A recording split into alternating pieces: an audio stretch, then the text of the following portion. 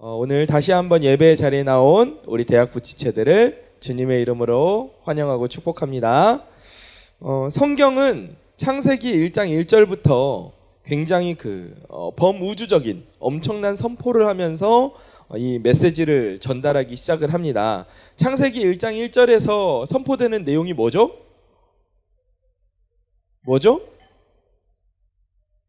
뭐야? 창세기 1장 1절이 뭐예요? 무슨 말씀이죠? 태초에 뭐라고? 태초에 말씀이 계시니라는 요한복음이죠. 태초에 너무 많이 알아도 이게 문제예요. 적당히 알아야 되는데 태초에 하나님이 무엇을? 천지를 어떻게 하셨다고요? 창조하시니라. 자, 다시 한번 해볼까요? 태초에 하나님이 천지를 창조하시니라. 아멘.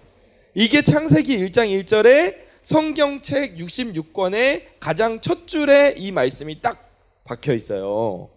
사실 우리가 이 말씀 너무 잘 알고 있는 말씀이고 성경을 읽다 보면은 이렇게 필수적으로 거쳐가는 관문이기 때문에 이 말씀을 우리가 모를 수가 없죠. 근데 이 말씀, 이 문장이 사실 이 성경의 첫 책, 이 창세기, 그것도 1장 1절의 위치에 딱이에요. 사실 이 문장이, 이 선포가 이 자리에 들어가는 게 정말 딱 알맞아요. 왜냐하면은 지금 태초에 하나님이 천지를 창조하시니라, 이 선포가 만약에 믿어지지 않는다면, 이 말씀이 나의 것으로 믿음으로 받아들여지지가 않는다면 그 이후에 나오는 창세기 1장 2절부터 요한계시록 22장까지의 말씀이 전부 다 믿어질 수가 없어요. 그렇기 때문에 하나님께서는 성경을 우리에게 주시면서 가장 첫 문장으로 이걸 말씀하시는 거예요. 태초에 하나님이 천지를 창조하시니라. 이 말씀을 우리에게 주시고, 그리고 이 말씀을 통해서 하나님의 존재를 내가 인정하고, 그러니까 내가 이 말씀을 주님 믿습니다, 태초에 하나님이 천지를 창조하신 줄 내가 믿습니다 라고 말하는 이 고백 가운데 뭐가 담겨 있어요? 하나님의 존재를 내가 인정한다라는 그 믿음이 담겨져 있어요. 그렇죠? 하나님이 계신다는 걸 인정해요. 그리고 이 모든 것을 창조하셨다는, 심지어 나까지도, 이 모든 것을 포함한, 우주 만물 가운데 나까지도 포함한 모든 것을 만드셨다는 그 하나님의 창조 사역을 인정한다라는 고백이 같이 들어있는 거예요. 그러니까 이 창세기 1장 1절 말씀이 이게 굉장히 가벼운 말씀이 아니에요. 암송 대회 하면은 가장 이렇게 누워서 떡 먹기 말씀이죠. 사실 태초에 하나님이 천지를 창조하시니라, 딱 이렇게 끝이니까. 근데 이 말씀이 가지고 있는 무게감은 사실 엄청나다는 거죠.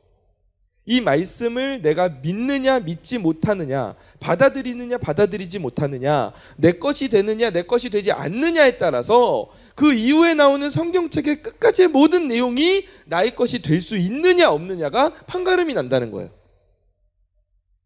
자, 다시 한번 따라해 봅시다. 태초에 하나님이 천지를 창조하시니라. 여러분, 이 말씀이 믿어지십니까? 믿어지십니까? 아멘. 그러면 이제 여러분은 이후에 있는 성경의 내용을 보고 듣고 믿을 수 있는 준비가 된 거예요. 이것만 해도 진짜 엄청난 은혜인 줄 믿습니다. 여러분, 이거 엄청난 은혜예요. 몇십 년을 쫓아다니면서 하나님에 대해서 설명해도 이 한 줄이 믿어지지 않는 사람들이 있어요. 진짜예요. 근데 여러분은 지금 이 사실을 여기 앉아서 믿고 있잖아요. 받아들이고 있잖아요. 내가 부모님으로부터 신앙을 물려받았든, 친구로부터 전도를 받았든, 내가 어떤 루트로 내가 이곳에 왔든지 간에 그 말씀을 내 것으로 받아들이고 인정하고 있잖아요. 이게 엄청난 복이에요. 이 성경 말씀이 살아서 나에게 올 수 있다는 그 증거가 된 거예요. 여러분, 이 큰 복을 누리고 있는 줄 믿습니다. 이렇게 세상을 창조하신 하나님의 창조성을 닮아서 인간은 여러 가지로 자신들의 창조성을, 자신들의 생각을 표현을 해요. 문학 작품이든 예술 작품이든 여러 가지로, 음악이든 이렇게 표현을 하는데, 그 중에서도 예술가들은 어떤 것을 만들고 싶어하는 그 욕심이 있냐 하면 자신의 인생을 대표하는 작품을 만들고 싶은 거야. 다혜가 또 이번 신년 부흥성회 때 앞에 불려 나갔어요. 그렇죠? 앞에 불려 나가가지고 거의 뭐 복화술에 가깝게 이야기를 이렇게 놀랍게 인터뷰를 했는데 우리 다혜가 음악을 해요. 오 뮤지션이에요. 오 그리고 저는 다혜 이제 그 창작곡도 들어봤거든요. 굉장한 곡이에요. 굉장한 곡이에요. 뭐 돼지고기 소고기 이게 아니라 굉장한 곡이에요. 네. 미안합니다. 네. 어찌됐건 근데 그 무슨 이야기 하려고 그래 다혜도 무슨 곡이에 내가 지금 너무 거기 심취했나 봐. 그 다혜도 곡을 써서 하나님께 영광을 돌리고 싶다 그랬잖아요. 일생일대 명작이 되는 그 곡을 쓰고 싶지 않아요? 그런 욕심이 있지 않아요? 쓰고 싶어요? 쓰기 싫어요? 쓰고 싶어요? 네, 쓰고 싶대요. 이게 누구나 욕심이 있는 거야. 이 예술가들. 그래요. 네, 지금 다혜는 기분이 좋은 상태예요. 근데 그 예술가들은 이제 명작을 남기고 싶은 거죠. 마스터피스. 자신의 인생에 있어서 걸작. 이걸 남기고 싶은데 실제로 너무 놀라운 작품들을 사람들이 만들어내죠. 제가 그 사진을 한 장 가져왔는데요. 네, 이 다음 거부터 보여주시겠어요? 네, 이게 대리석으로 조각을 한 거예요. 이게 사람이 누워서 위에 천을 씌운 게 아니라 이 천의 질감과 이런 디테일들을 주름이나 이런 모든 것들을 조각을 한 거예요. 엄청나지 않습니까? 별로 안 엄청나나요? 엄청나죠. 이걸 어떻게 이거를 이렇게 깎아? 말도 안 되죠. 이거는 뭐 3D 프린터도 이 정도로 정교하게는 못 만들 것 같아요. 근데 돌을 깎아서 이렇게 만들었다니 대단하죠? 그리고 아까 전에 그림 한번 보시겠어요? 이것도 대리석 조각이거든요. 근데 이거를 대리석 조각으로 사람을 만들고 나서 그 위에 그물을 씌운 게 아니에요. 이걸 자세하게 디테일을 보면 이 그물 저 형상이 다 대리석이에요. 그러니까 큰 대리석 조각을 깎은 거야. 그래서 저 그물을 남겨놓고 내부를 깎아서 사람의 몸을 또 만들고 이런 식으로 조각을 한 거야. 근데 저거를 그물을 더 확대해서 보면은 여기서는 확대는 안 될 거야.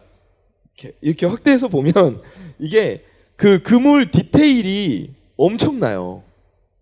진짜 사람이 꽈서 만든 그 그물을 표현한 것처럼 그렇게 엄청난 디테일이 표현이 되어 있거든요.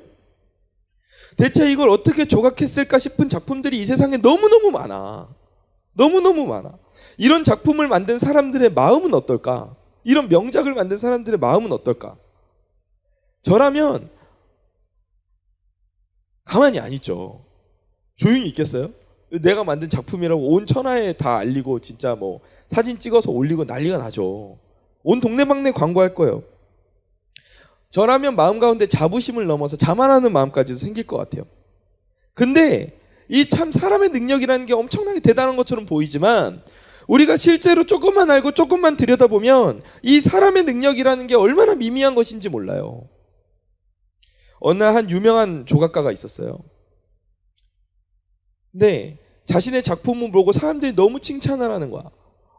어떻게 이렇게 잘 만드냐고. 이거 명작이다. 이건 진짜 최고의 작품이다.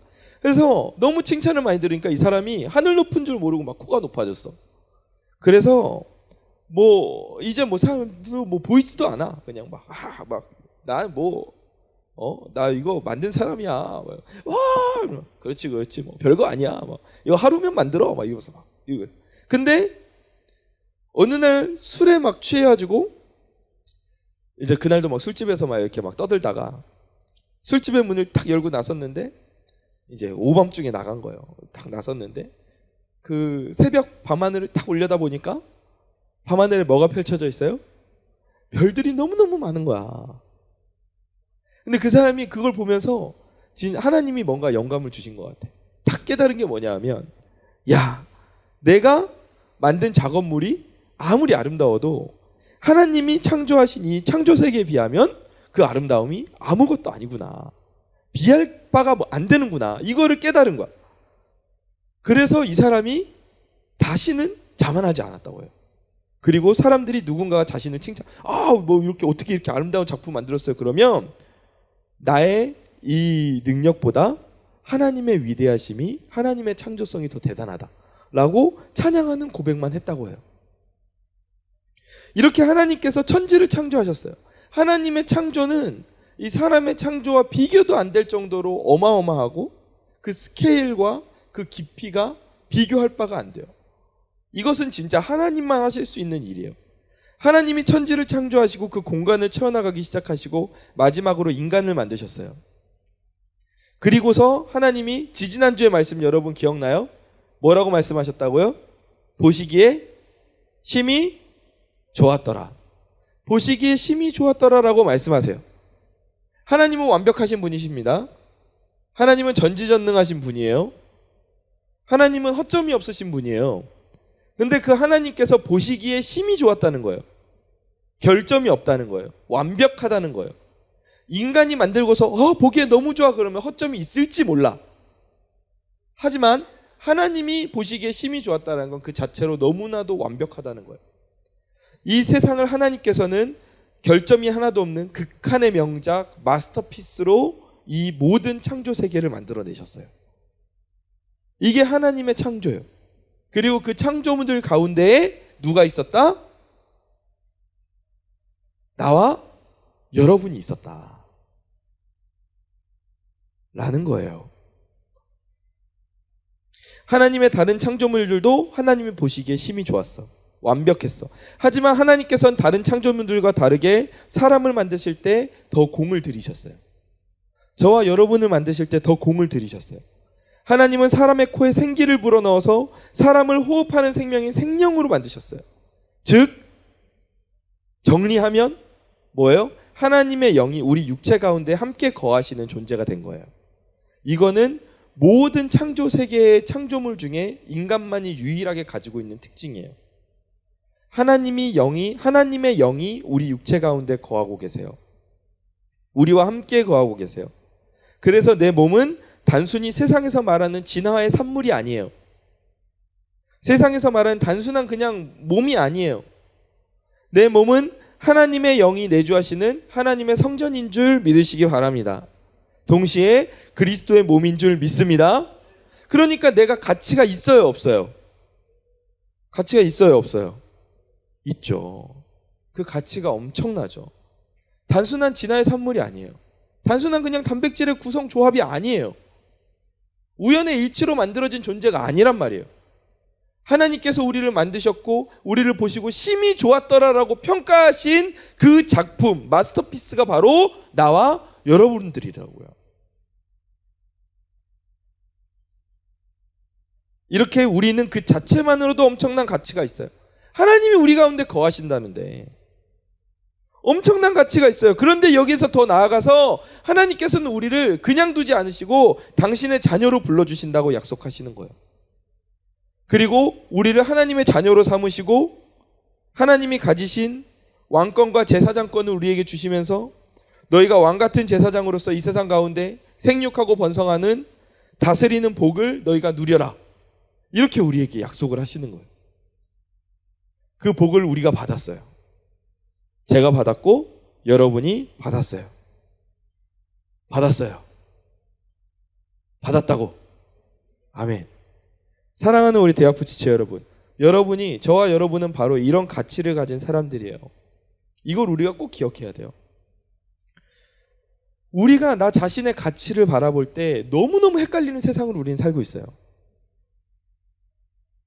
내가 나 자신을 평가한다면, 내가 나 자신의 가치를 매긴다면 우리는 어떤 것을 기준으로 매겨야 할까요? 너무너무 헷갈리는 시대를 살고 있어요. 뭘로 매겨야 돼요? 내가 무언가를 얼마나 갖고 있느냐를 기준으로 매겨야 되나요? 내가 어느 정도로 지식을 갖고 있나를 매겨야 됩니까? 내 학점이 그걸 매겨줄까요? 아니면 조금 더 미래로 당겨서 내가 어떤 직업을 갖고 있고 내가 누구와 결혼을 했으며 어떤 집에서 어떠한 것을 가지고 살고 있느냐가 나의 가치를 결정해주는 문제가 될까요? 세상은 그런 것들로 내 가치를 평가해야 된다라고 이야기를 하는 시대 속을 지금 우리가 살고 있어요.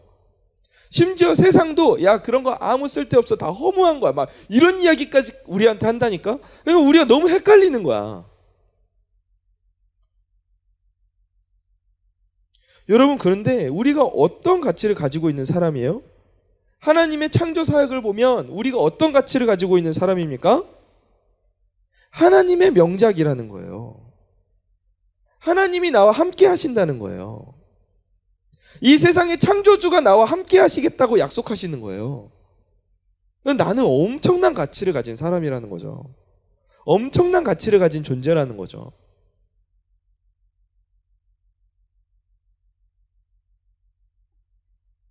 근데 세상을 살다 보면 내가 그 정도의 가치로 여겨지지가 않을 때가 많죠.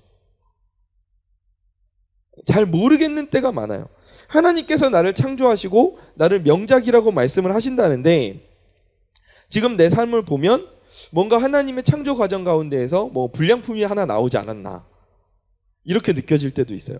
하나님이 이렇게 마스터피스로 만든다고 하시기에는 좀 내가 약간 좀 불완전하지 않나. 좀 나는 불량품인가? 다른 이들에 비해서 뛰어난 것도 없어 보이고 가진 것도 별로 없고 능력도 없어 보이는 이 나를 통해서 하나님이 생육하고 번성하며 다스리는 복을 주셨다는 게 잘 믿어지지가 않아요. 하나님이 나를 통해서 놀라운 일을 이루겠다고 하시는데 지금 내 모습을 보면 지금 내가 이렇게 사는 게 놀라워. 막 뭐야? 막 이런 삶을 산다고? 이게 더 놀라운 거야. 하나님의 놀라운 일이 내 삶 가운데서 이루어질 것이라고 생각하면 사실 그 말씀이 잘 믿어지지가 않을 때가 많아요. 저도 그랬어요. 저도 사실 돌이켜보면 이제 옛날 이야기니까 이야기를 하면 저도 여러분 나이 때에 사실 이 말씀이 잘 믿어지지가 않았어요. 왜냐하면 저는 제 스스로의 가치를 굉장히 낮게 여겼어요. 신학을 하고 있었거든요. 신학을 하고 있었는데도 심지어 전도사였어요. 유초등부를 가르치고 중고등부를 가르치는 전도사님이었는데 근데 내 스스로의 가치를 그렇게 하나님의 시선으로 보지 않았어요. 물론 말은 그렇게 했지. 그렇게 가르쳤어요. 하나님은 우리를 너무 소중하게 여기셔. 우리는 가치가 있는 존재야. 근데 나는 그거를 내 말씀으로 잘 받아들이지 않았던 것 같아. 우리도 그런 좀 과오 속에 살아요. 그러니까 너무 이 말씀을 우리가 너무 귀에 못이 박히도록 듣잖아요, 사실. 너는 하나님의 소중한 존재야. 너는 하나님이 사랑하셔. 너를 사랑하셔. 그렇지. 하나님이 나를 사랑하시지. 그렇지. 하나님이 나를 아끼시지. 근데 이거를 너무 많이 들으니까 이게 내 마음에 와닿는지 안 와닿는지도 내가 잘 모르겠는 거예요. 그냥 그러려니 하고 넘어가는 거예요. 근데 또 내 인생에서 나를 보면은 또 이게 또 그 말씀이 잘 와닿지도 않는 거야. 막 헷갈리는 거예요. 근데 사실 솔직히 말하면 여러분이 여러분 스스로에게 매기는 그 가치 평가는 그렇게 의미가 있지 않습니다. 여러분이 여러분 스스로에게 매기는 가치 평가는 유의미하지 않아요. 왜냐하면 어떠한 예술 작품의 가치는요, 그 작품 자체보다 그 작품을 만든 작가의 명성이나 예술성이나 커리어를 따라가서 그 가치가 매겨집니다. 그렇지 않나요? 실제로 그 여러분도 잘 아는 예술가일 텐데 뱅크시라는 예술가를 알고 있나요? 뱅크시. 고개를 끄덕이는 소수의 지체들이 뱅크시라는 그 영국의 그래피티를 그리는 예술가가 있어요. 근데 이 사람이 아무도 이 사람의 정체를 몰라.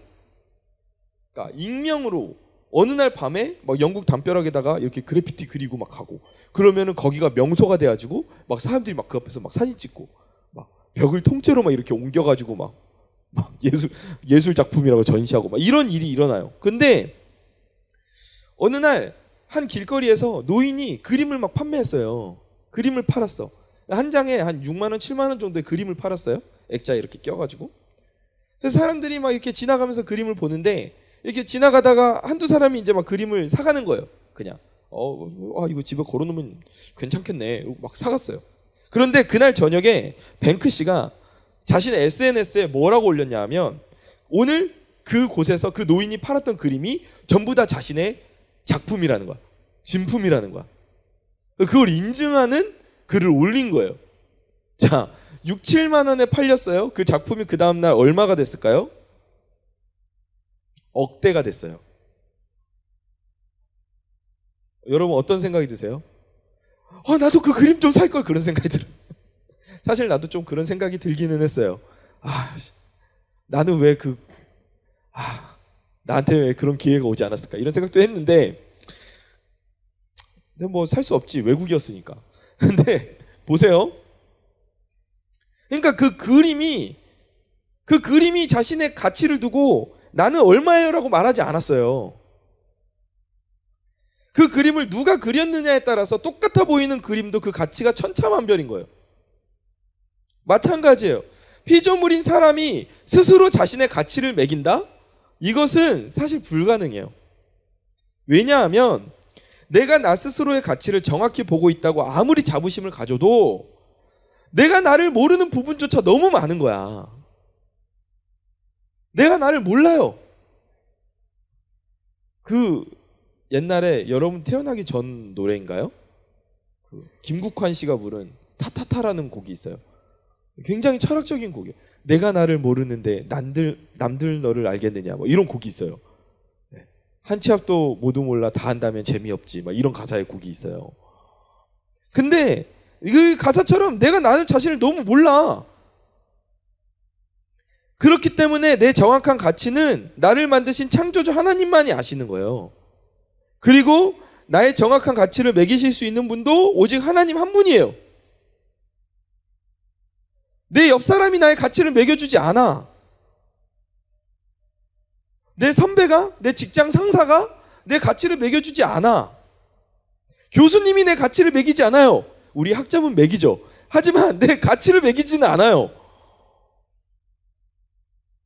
심지어 나 자신도 나 자신의 가치를 매길 수가 없어. 근데 나의 가치를 정확히 매기실 수 있는 분이 있다. 누구예요? 하나님이시라는 거예요. 아멘. 그런데 그 하나님께서 나를 보면서 뭐라고 하신다고요? 너는 명작이야. 너는 마스터피스야. 너는 나의 가장 놀랍고도 아름다운 작품이야. 너는 내 자녀야. 그리고 오늘 나를 보시고 심히 좋았더라 하시는 거예요. 우리 옆자리에 앉은 지체들과 함께 인사 나눕시다. 당신은 명작입니다. 인정하고 싶지 않아요? 다시 한번 인사합시다. 당신은 명작입니다. 당신은 명작입니다. 인사하라 그랬더니 도대체 어떻게 인사를 했는지 모르겠어요. 자, 어찌됐건 이런 하나님께서 우리를 단순하게 그냥 소중히 여기자, 너무 소중해, 너무 소중해, 소중해 이러고 그냥 가신 게 아니라 그렇게 소중한 정도에서 그치지 않고 우리와 영원히 함께 살고 싶어 하셨어요. 그래서 하나님께서 만드신 게 에덴 동산이죠. 그리고 그곳에서 인간이 살 수 있도록 모든 종류의 열매를 맺는 나무들과 모든 살아갈 수 있는 환경을 조성해 주셨어요. 그리고 아담과 하와가 부부를 이루어서 이곳에서 살게 하셨어요. 그런데 이 에덴 동산에 조금 특별한 것이 두 개가 섞여 있었습니다. 온갖 종류의 과실을 맺는 나무들이라고 했는데 그 중에서 특별하게 두 개의 나무를 설명을 하시는데 첫 번째 나무는 뭐냐 하면 생명나무예요. 두 번째 나무는 선악을 알게 하는 나무입니다. 선악과죠. 제가 학생 때 전도를 하다가 가장 어려운 난이도에 부딪힌 친구가 있었는데 그 친구는 어떤 친구였을까요?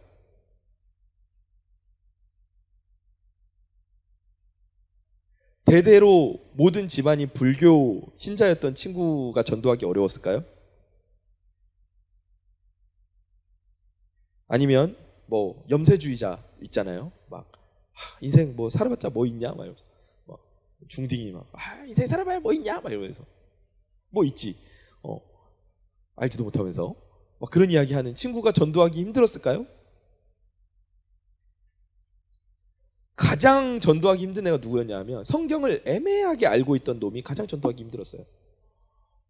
성경을 제대로 알지도 않는데 애매하게 알고 있어. 어디서 주워 들은지 모르겠는데 그 친구한테 전도를 하고 교회 가자고 하니까 걔가 뭐라고 하냐면 왜 하나님이 선악과를 만들었냐고 대뜸 저한테 물어보더라고요.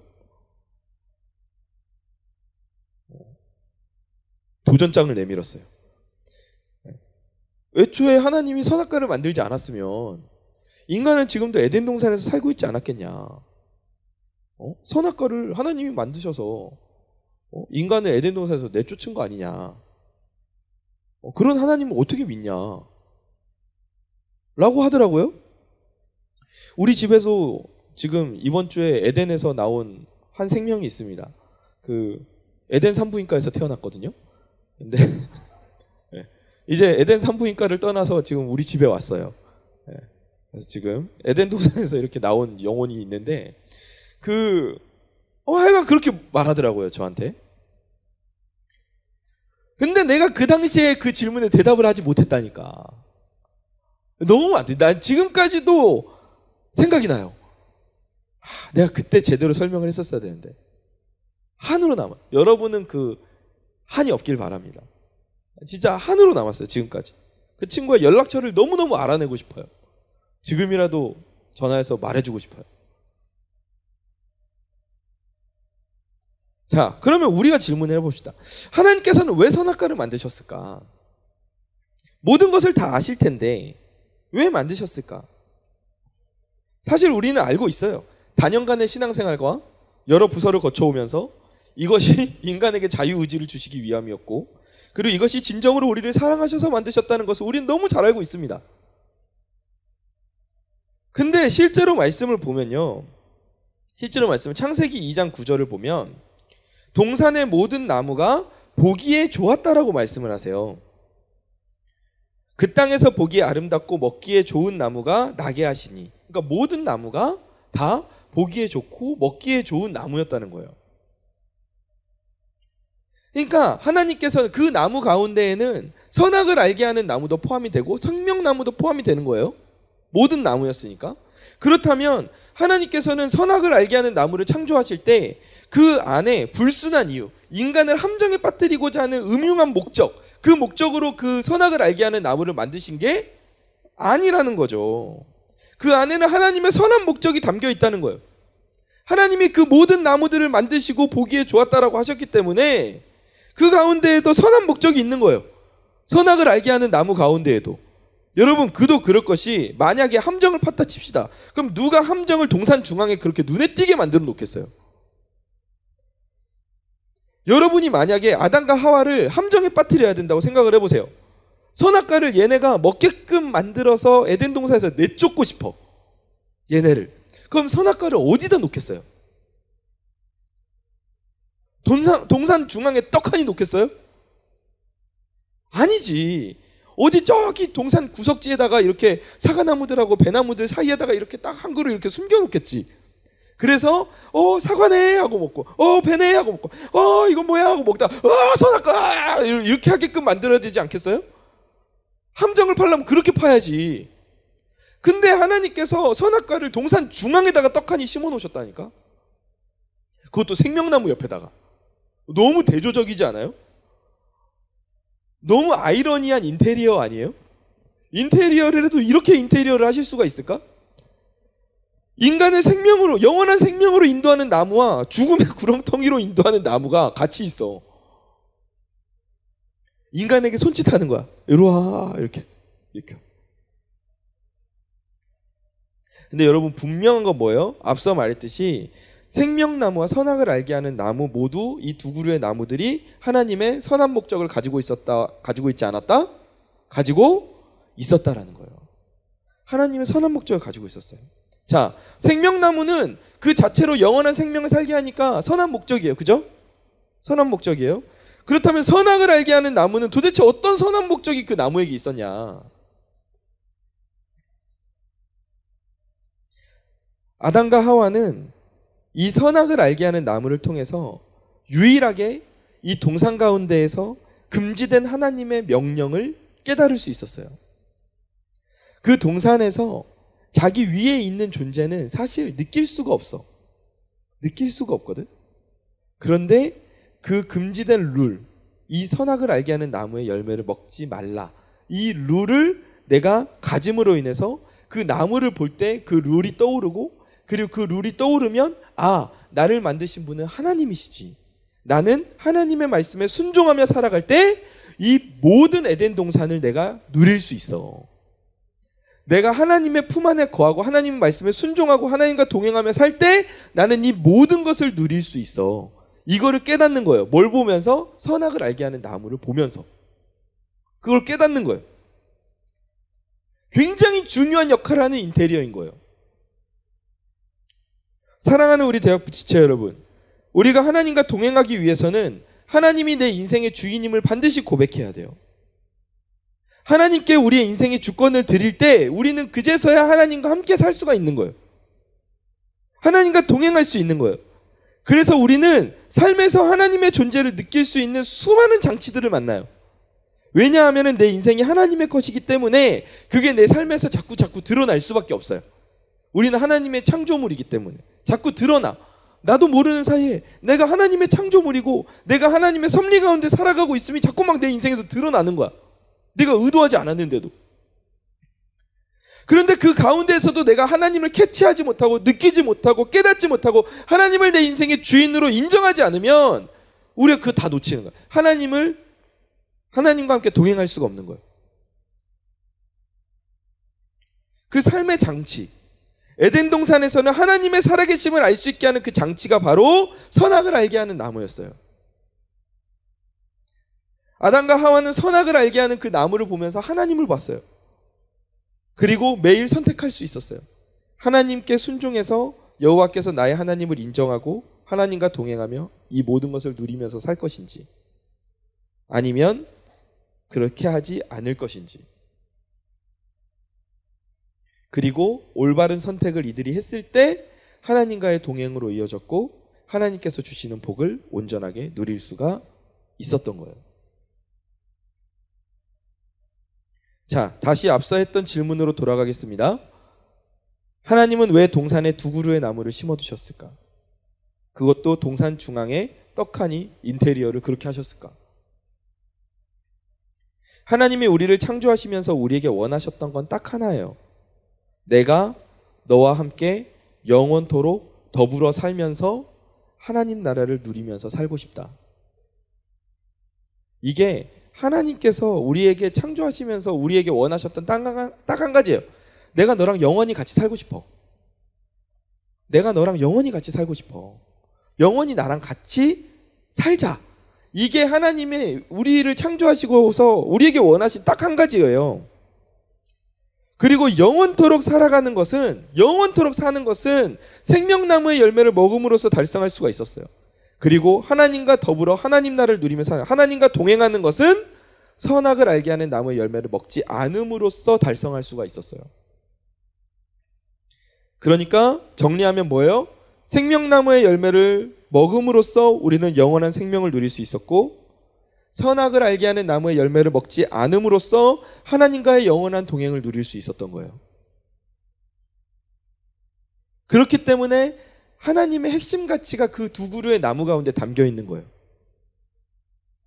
그러니까 이 중요한 나무를 에덴 동산의 중앙에 하나님이 심으신 건 당연한 인테리어. 이건 너무 당연한 것이고, 이것을 통해서 하나님은 하나님의 선하신 목적, 인간을 향한 창조의 목적을 보여주신 거예요. 나는 너와 함께 살고 싶어. 그냥 사는 게 아니라 함께 동행하면서 내 나라에서 같이 너와 살고 싶다. 아멘. 그래서 하나님께서는 우리가 보기에 선악을 알게 하는 나무가 별로 그렇게 좋은 이미지가 아니잖아요, 사실. 그런데 그 나무조차도 하나님께서는 모든 나무가 보기에 좋았다라고 말씀을 하셨던 거예요. 그리고 동산 중앙에 심어두셨던 거예요. 나와 함께 영원히 살아가자. 하나님께서 우리에게 그렇게 말씀하실 정도로 하나님은 우리를 그렇게 사랑하세요. 저와 여러분을 너무너무 사랑하세요. 다 필요 없고 내가 너랑 같이 행복하게 살았으면 좋겠다. 찐 사랑이에요. 사랑꾼이야, 하나님은. 진짜. 이런 사랑이 세상에 없어요. 자매들, 이런 사랑하는 형제들 이 세상엔 없어요. 뭐 하늘의 별도 따다 달라 그래봐. 따다 주나? 별사탕이나 사다 주면. 없어요. 없어요. 근데 하나님은 찐 사랑이야. 우리를 진짜로 사랑하셔.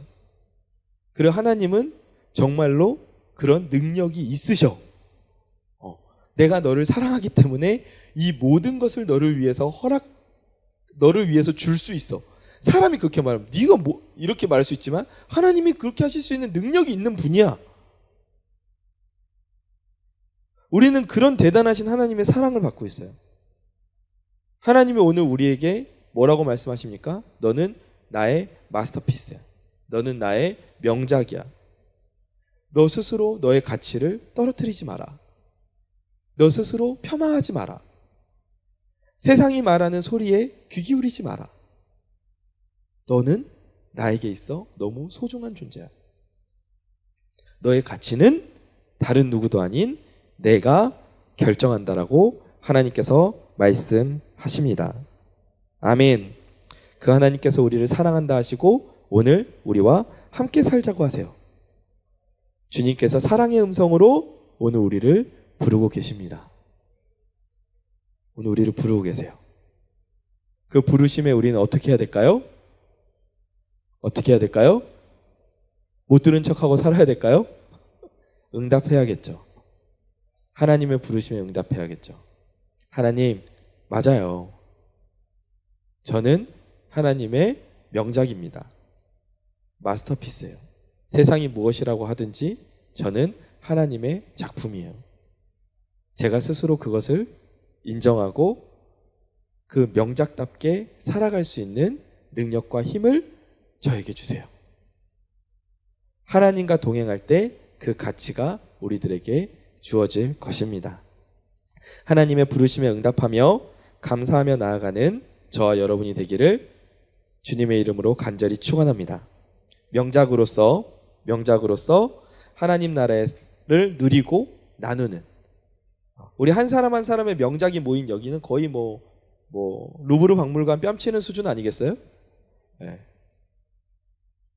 이 명작이 모인 이곳이 정말 하나님의 은혜가 쏟아지는 곳이고, 그리고 이 한 사람 한 사람, 여러분 한 명 한 명이 너무너무 소중해요.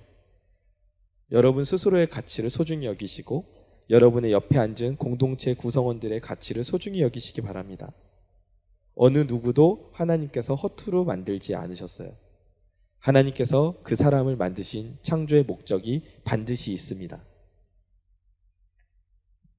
여러분 스스로를 사랑하시고 그리고 여러분의 이웃을 사랑하세요. 우리 함께 찬양하며 나아갑시다.